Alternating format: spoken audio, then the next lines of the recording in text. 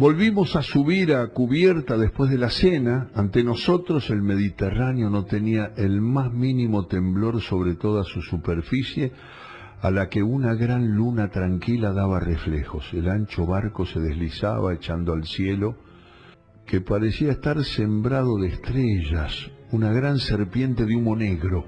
Detrás de nosotros el agua blanquísima agitada por el paso rápido del pesado buque, golpeada por la hélice, espumaba, removía tantas claridades que parecía luz de luna burbujeando. Ahí estábamos, unos 6 u 8 silenciosos, llenos de admiración, la vista vuelta hacia la lejana África donde nos dirigíamos.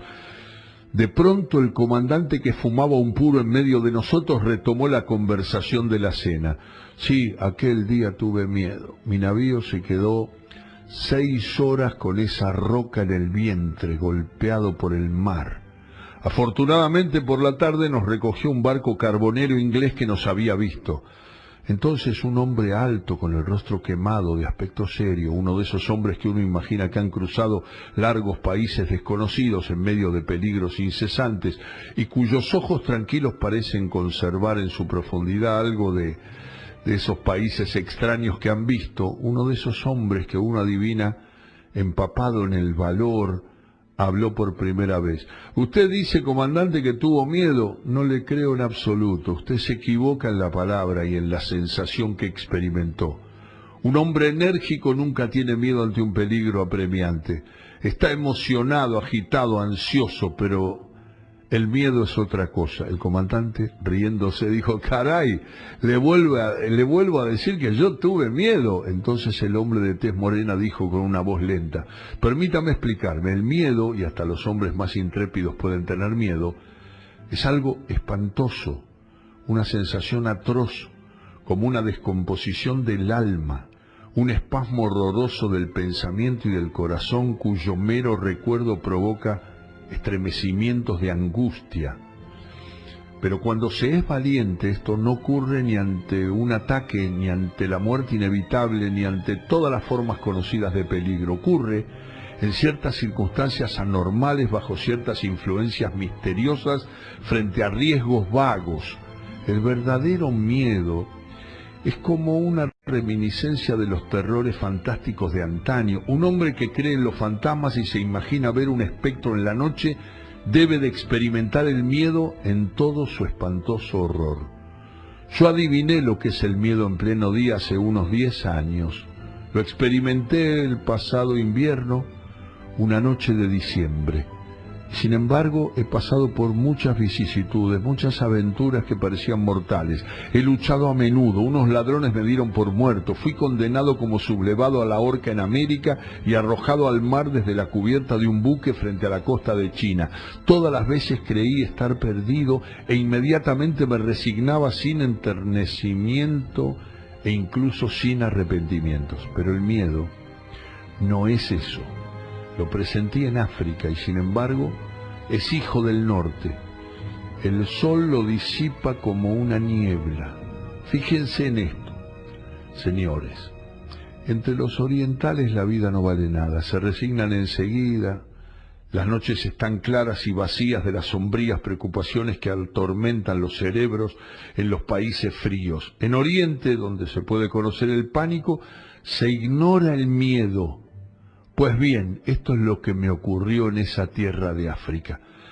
Atravesaba las grandes dunas al sur de Ouargla.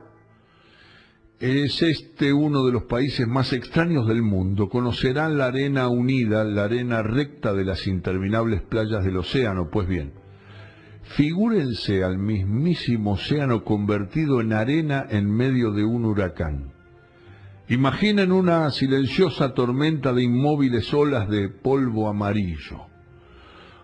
Olas altas como montañas, olas desiguales, diferentes, totalmente levantadas como aluviones desenfrenados, pero más grandes aún y estriadas como el Moaré. Sí, como el Moaré. Sobre ese mar furioso, mudo, sin movimiento, el sol devorador del sur derrama su llama implacable y directa. Hay que escalar aquellas láminas de ceniza de oro, volver a bajar Escalar de nuevo, escalar sin cesar, sin descanso y sin sombra. Los caballos jadean, se unen hasta las rodillas, resbalan al bajar la otra vertiente de las sorprendentes colinas. Íbamos 2 amigos, seguidos por 8 acompañantes, 4 camellos con sus camelleros, se les llama espaíes. Ya no hablábamos, rendidos por el calor, el cansancio, resecos de sed como aquel desierto ardiente. De pronto uno de aquellos hombres dio como un grito. Todos se detuvieron. Permanecimos inmóviles, sorprendidos por un inexplicable fenómeno conocido por los viajeros en aquellas regiones perdidas. En algún lugar cerca de nosotros, en una dirección indeterminada, redoblaba un tambor, un misterioso tambor de las dunas.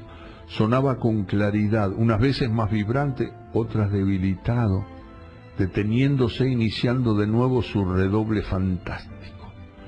Los árabes espantados se miraban. Uno dijo en su idioma: la muerte está sobre nosotros. Y entonces de pronto mi compañero, mi amigo, casi mi hermano, se cayó de cabeza del caballo fulminado por una insolación. Y durante 2 horas, mientras intentaba en vano salvarle, aquel tambor inalcanzable me llenaba el oído con su ruido monótono, intermitente e incomprensible. Y sentía deslizarse por mis huesos el miedo, el verdadero miedo, el odioso miedo frente al cadáver amado, en ese agujero incendiado por el sol entre 4 montes de arena, mientras el eco desconocido nos arrojaba a 200 leguas de cualquier pueblo francés el redoble rápido del tambor. Aquel día entendí lo que era tener miedo. Y lo supe aún mejor en otra ocasión. El comandante interrumpió al narrador: perdone, señor, pero ¿aquel tambor qué era? El viajero contestó: no lo sé, nadie lo sabe. Los oficiales, a menudo sorprendidos por ese ruido singular, lo suelen atribuir al eco aumentado, multiplicado, desmesuradamente inflado por las ondulaciones de las dunas, de una lluvia de granos de arena arrastrados por el viento al chocar con una mata de hierbas secas, ya que siempre se ha comprobado que el fenómeno se produce cerca de pequeñas plantas quemadas por el sol y duras como el pergamino. Aquel tambor no sería más que una especie de espejismo del sonido. Eso es todo. Pero no lo supe hasta más tarde. Sigo con mi segunda emoción. Ocurrió el invierno pasado, en un bosque del noreste de Francia. El cielo estaba tan oscuro que la noche llegó 2 horas antes. Tenía como guía a un campesino que andaba a mi lado por un pequeñísimo camino bajo una bóveda de abetos a los que el viento desenfrenado arrancaba aullidos. Entre las copas veía correr nubes desconcertadas, nubes enloquecidas que parecían huir ante un espanto. A veces, bajo una inmensa ráfaga, todo el bosque se inclinaba en el mismo sentido con un gemido de sufrimiento y me invadía el frío a pesar de mi paso ligero y mi ropa pesada. Teníamos que cenar y dormir en la casa de un guardabosque cuya morada ya no quedaba muy lejos. Iba allí para cazar. A veces mi guía levantaba los ojos y murmuraba: «¡Qué tiempo tan triste!». Luego me habló de la gente a cuya casa llegábamos. El padre había matado a un cazador furtivo 2 años antes y desde entonces parecía sombrío, como atormentado por el recuerdo. Sus 2 hijos ya casados vivían con él. La noche era profunda. No veía nada delante de mí ni a mi alrededor, y las ramas de los árboles chocaban entre sí, llenando la noche de un incesante rumor. Finalmente vi una luz, y enseguida mi compañero llamó a una puerta. Nos contestaron los gritos agudos de unas mujeres, y después una voz de hombre, una voz sofocada, preguntó: «¿Quién es?». Mi guía dio su nombre. Entramos. Fue un cuadro inolvidable. Un hombre viejo de pelo blanco, mirada loca, con la escopeta cargada en la mano, nos esperaba de pie en mitad de la cocina mientras 2 mozarrones armados con hachas vigilaban la puerta. Distinguí en los rincones oscuros a 2 mujeres arrodilladas con el rostro escondido contra la pared. Nos presentamos El viejo volvió a poner su alma contra la pared y mandó que se preparara mi habitación, y luego, como las mujeres no se movían, me dijo bruscamente: «Verá usted, señor, esta noche, hace 2 años, maté a un hombre. El año pasado volvió para buscarme. Le espero otra vez esta noche». Y añadió con un tono que me hizo sonreír: «Por eso no estamos tranquilos». Le tranquilicé como pude, feliz por haber venido precisamente aquella noche y asistir al espectáculo de ese terror supersticioso. Conté varias historias y conseguí tranquilizarles a casi todos. Cerca del fuego, un viejo perro, bigotudo y casi ciego, uno de esos perros que se parecen a gente que conocemos, dormía con el morro entre las patas. Fuera, la tormenta encarnizada azotaba la pequeña casa y a través de un estrecho cristal, una especie de mirilla situada cerca de la puerta, veía de pronto todo un desbarajuste de árboles empujados violentamente por el viento a la luz de grandes relámpagos. Notaba perfectamente que, a pesar de mis esfuerzos, un terror profundo se había apoderado de aquella gente, y cada vez que dejaba de hablar, todos los oídos escuchaban a lo lejos. Cansado de presenciar aquellos temores estúpidos, iba a pedir acostarme cuando el viejo guarda de pronto saltó de su silla. Tomó de nuevo su escopeta mientras tartamudeaba con una voz enloquecida: ahí está, le oigo». Las 2 mujeres volvieron a caerse de rodillas en los rincones escondiendo el rostro, y los hijos volvieron a tomar sus hachas.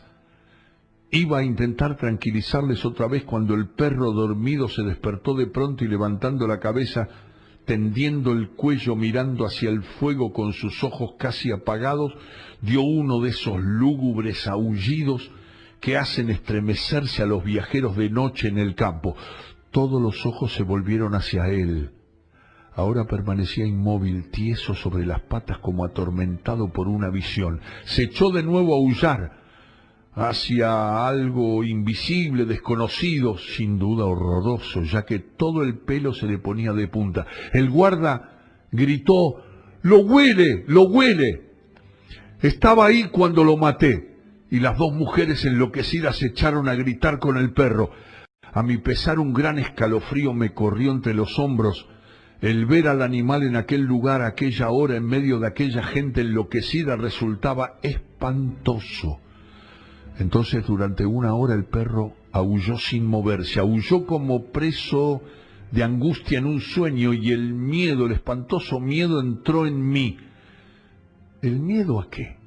¿Lo sabré yo? Era el miedo y punto. Permanecíamos inmóviles, en espera de un acontecimiento horroroso, aguzando el oído, el corazón latiendo, descompuestos al menor ruido, y el perro se puso a dar vueltas alrededor del cuarto, oliendo las paredes y siempre gimiendo.